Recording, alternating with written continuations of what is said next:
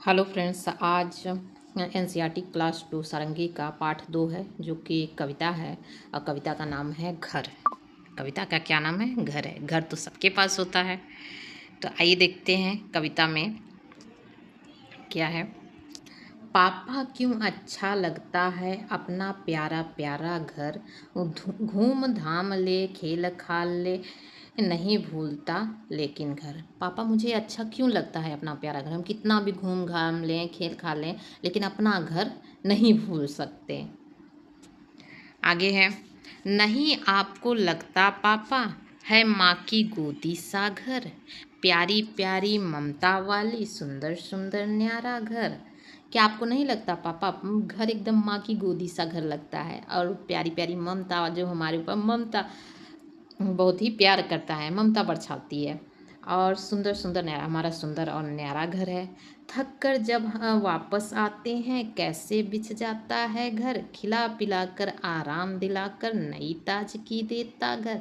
जब हम थक कर घर वापस आते हैं पापा, कैसे लगता है कि घर बिछ जाता है हमारे आराम के लिए, और मुझे अच्छे से खिला पिला कर आराम देता है और नई ताजगी भर देता है घर।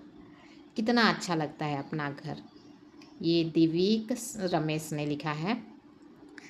लेकिन घर घर पे रहना किसको किसको पसंद है? कहीं से भी घूम घाम के आओ, जो सुकून घर पे मिलता है वो कहीं और नहीं मिलता। जो सुकून अपनी माँ की गोदी में मिलता है वो और कहीं नहीं मिलता। इस कविता को हमें एक बार और पढ़ेंगे।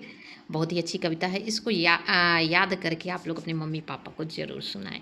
पापा क्यों अच्छा लगता है अपना प्यारा प्यारा घर, घूम घाम ले खेल खाल ले नहीं भूलता लेकिन घर। नहीं आपको लगता पापा है माँ की गोदी सा घर, प्यारी प्यारी ममता वाली सुंदर सुंदर न्यारा घर। थक कर जब वापस आते हैं कैसे बिछ जाता है घर, खिला पिला आराम दिलाकर नई ताजगी देता घर। ये कविता आप लोग अच्छे से याद करिएगा और अपने मम्मी पापा को जरूर सुनाइएगा। आइए बातचीत के लिए हम पूछते, आपको अपने घर में सबसे अधिक अच्छा लगता है, क्या अच्छा लगता है और क्यों? और हमें सबसे अधिक अच्छा अपने घर में लगता है अपना रूम, इसलिए कि हमारे रूम में खिलौने होते हैं, अच्छे से टेबल होता है, चेयर होता है, जो कि हम अच्छे से पढ़ाई कर लेते हैं, और मुझे वो बहुत ही आराम देता है, एकदम माँ की गोदी जैसा। दूसरा है, आपको कब कब घर की याद आती है? जब कहीं हम घूमने जाते हैं तब हमें घर की याद आती है। जब थक जाते हैं तब हमें घर की याद आती है। घर को माँ की गोदी सा क्यों कहा जाता है? क्योंकि वह घर को माँ की गोदी से इसलिए कहा जाता है कि वो हमें बहुत ही आराम मिलता है घर में जाके। जिस तरीके से माँ हमें प्यार करती है वैसे ही ममता वाली हमारे घर भी होती है। कोई ऐसा घटना सुनाइए जब पूरे परिवार ने साथ मिलकर घर का कोई काम किया हो।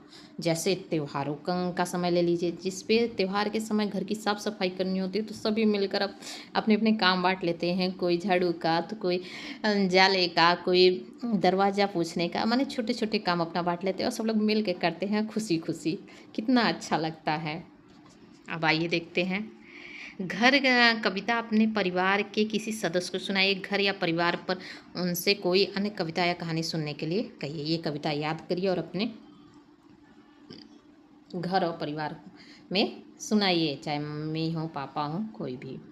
आप इस कविता को खूब अच्छे से याद करके सुना सकते हैं। अब आइए देखते हैं, अपने परिवार के लोगों के से बात करके पता कीजिए और लिखिए। परिवार के लोग हैं, आपके इस नाम से बुलाते हैं। आपकी माँ की बहन क्या लगेंगी? सोचिए सोचिए, आपकी माँ की बहन क्या लगेंगी? तो आपकी माँ की बहन मौसी लगेंगी। क्या लगेंगी? मौसी। मौसी लगेंगी। और आपकी माँ के भाई क्या लगेंगे? जिसको आपकी माँ भाई बुलाते हैं तो वो आपके मामा लगेंगे। कौन अपने मामा से सबसे ज़्यादा प्यार करता है और कौन अपने मामा के घर रहता है ज़्यादा? दूसरा है, आपके पिताजी की बहन क्या लगेंगी? बुआ। क्या लगेंगी? बुआ। किसके पास कितनी बुआ हैं? 1 2 3 काउंट करके ज़रूर बताइएगा। आपके पिताजी के भाई क्या लगेंगे? आपके पिताजी के भाई चाचा भी लगेंगे यदि छोटे हैं, चाचा लगेंगे, या फिर बड़े हैं तो ताऊ। क्या लगेंगे? ताऊ। ये आपके पिताजी के भाई हो गए। अब यहाँ पे आपका यह पाठ ख़त्म होता है। और वीडियो अच्छा लगे तो लाइक सब्सक्राइब जरूर करिए। और क्या नाम से आपका नेक्स्ट पार्ट आएगा, पार्ट तीसरा नेक्स्ट पार्ट में।